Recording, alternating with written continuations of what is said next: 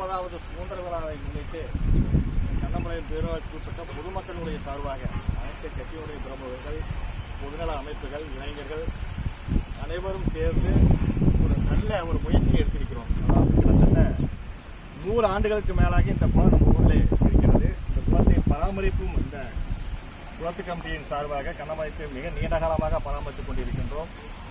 இதில் ஒரு மாற்றம் கொண்டு வரப்பட வேண்டும் என்பதற்காக நீண்ட காலம் ஒரு பயிர் இருந்தால் இந்த தேசத்திற்கு நல்லது என்பது, அது எந்த மரம் பிரயோஜனமாக இருக்கும் என்பதை ஆய்வு செய்து அது பனை மரம் தான் என்பது ஊர்ஜிதமாக அறிவியல் பூர்வமாக நம்மை உணர்த்தியிருக்கிறார்கள்.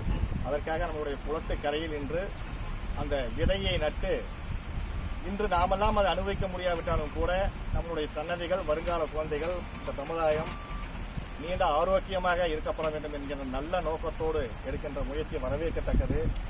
அதற்கு நமக்கு உறுதுணையாக இருந்த நம்முடைய நண்பர் முருகன் அவர்கள் தான் இந்த விதையை நமக்கெல்லாம் அன்பளிப்பாக ஒரு சிரமப்பட்டு ஒரு நல்ல நோக்கத்தோடு இங்கே வருகின்றார்கள். அவர்களுக்கு நம்முடைய ஊரின் சார்பாக ஒரு பாராட்டுகள், சால்வியம் அணிவித்து பாராட்டு தெரிவிக்கிறோம். நன்றி, வணக்கம்.